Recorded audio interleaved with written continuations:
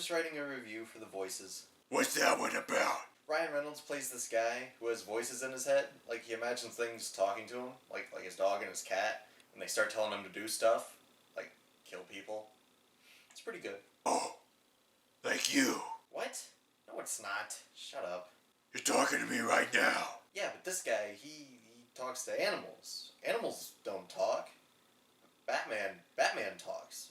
So, he's the weird one. You're a little messed up in the head, aren't you?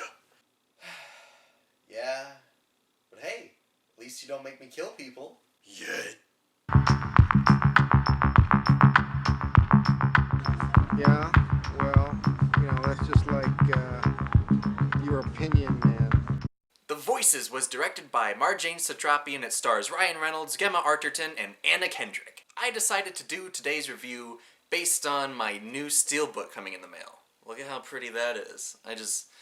Ooh. This film is about a really nice young man named Jerry who lives in a small town with a nice job at a refrigerator company. Shortly into the film, we find out that this man is a little off though. When he comes home after work, we discover that his cat and his dog talk to him. Things go a little south when his cat starts convincing him to murder, turning him into the friendliest gosh darn serial killer ever to serial kill. Ryan Reynolds plays the lead Jerry. And let me say, this role could have gone totally wrong. Reynolds is one of the only actors who could have totally pulled this character off. Because he understands the dark humor and wit that this movie has and the type of tone that this movie was going for, he helped make this character relatable and not just your average run-of-the-mill serial killer. He makes it very easy to sympathize with this very grisly killer. He's just such a nice guy. He's a very quirky guy and he has all these little mannerisms that just perfect his performance, and it really is a perfect performance. This is one of those movies where you really see that Ryan Reynolds is a good actor. He's finally transcended the Van Wilder, the Just Friends character. He's finally an actor.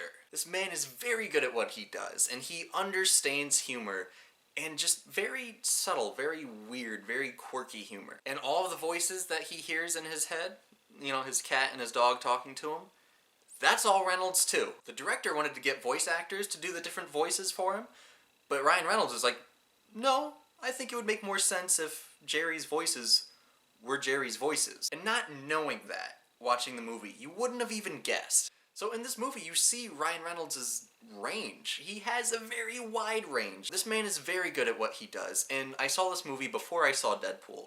And this was the movie where I was like, yes, this man is my Deadpool. I cannot wait until Deadpool 2, where he finally gets the voices in his head, because Deadpool in the comics has voices in his head.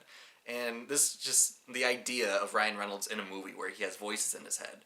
It's very reminiscent to that, and it made me very happy. And I can't tell if the rest of the cast's performances were a little iffy, or if Ryan Reynolds' performance just outweighed everyone else's. Gemma Arterton plays the overly British woman Jerry is madly in love with. At first, when she's first introduced into the movie and you hear her talk, she's a little way too British. But then you kind of realize that's what this movie's going for. She's supposed to be this exaggeration of a British woman. She's supposed to be this very exaggerated character. So once you realize that, it makes sense and it's okay. But she doesn't really stand out too much. This isn't a movie where you're going to remember Gemma Arterton's name.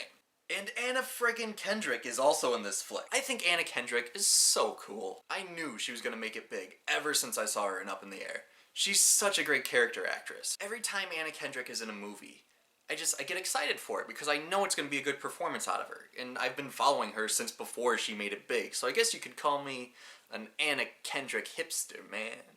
That being said, I, sadly enough, really didn't think she added anything to this movie. Normally, she gives her characters a certain charm and her character stands out. In this flick, she plays a girl at Jerry's work who has a crush on him. And I don't know if it's the way she's written, or if it's just Anna Kendrick not really giving it her all in this movie, but she didn't have that touch that her characters usually do. She didn't stand out like most of her characters do. I love her to death. But it just wasn't as unique as most of her performances, and when I know what kind of work she can do, it's a little disappointing. I feel like a teacher right now. You're better than that. You have much more potential than this. Then again, it could just be Reynolds' performance again, just outweighing everyone else. The only person I had an actual problem with was Jackie Weaver as Jerry's therapist. She's a renowned actress, so I don't really know what happened here. The entire time it felt like she was just reading from the script, which that's not acting. You gotta feel something. She just felt like she was reading off a piece of paper, like someone was holding up a cue card and she was reading off of it. Her performance does pick up right around the end. It does get a little better, but it just really sucks because since she's Jerry's therapist, there's some really emotional scenes there. Ryan Reynolds as Jerry gives it his all in those scenes, and it really sucks to have someone downplay the whole scene. You take me out of a scene, I'm gonna dock you for it, because that's not good. Because these scenes could be amazing scenes. I mean, they're great. He does great, and because it's Ryan Reynolds doing it, it's a great scene. But because Jackie Weaver is downplaying it, it doesn't mix well. What really shined for me in this movie, though, was the directing style by Marjane Satrapi. She's the director of the Oscar-winning Islamic animation Persepolis, and her history in animation really showed in this movie. The colors were bright and vibrant, every shot was full of detail, felt like a comic book, honestly. Much like Reynolds' performance, the imagery was cute and quirky, but yet still very grisly. Think Lars and the Real Girl meets American Psycho. That's an interesting mix, but that's a lot like what this movie is. And it's admirable too, because with a script like this, she could have done it just like an American Psycho ripoff. It could have been this dark, grisly movie with a very odd character killing people. Because she made it almost cartoon-like, it gave it this ironic feel that really helped make the movie a great movie. From what I heard, this script was on like a blacklist of scripts that were great, but yet no one really wanted to make. And everyone involved in this film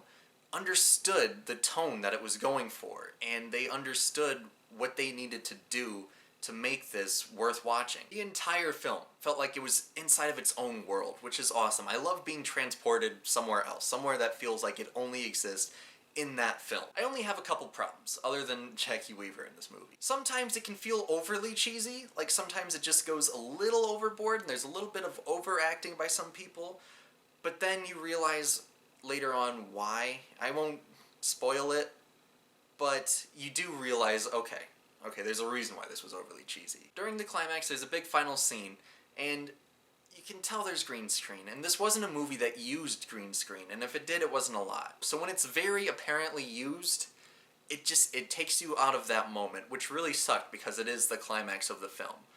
But overall, it's a great movie. It's a really ballsy flick. Like, you don't see movies being made like this very often. And really, if anything, just watch it for Reynolds' performance, because he knocks it out of the park. Like I said, when I watched this movie, I was like, that is my Deadpool. That is my man for Deadpool. I am going to give the film The Voices an 8.7 out of 10. I don't think it's on Netflix right now, but if you have a Hulu account, if you accidentally registered for Hulu like I did, yeah, go find it on Hulu. Hulu doesn't have very many movies worth watching. The Voices is one of them. Anyway, thank you for watching. We're building up somewhat of a following, so let's keep this up. Tell your friends about it. Subscribe if you haven't already. You'd be crazy if you hadn't subscribed already. But yeah, definitely let's spread the word. You know, let's get people involved. Anyway, as always, Watch movies, my friends.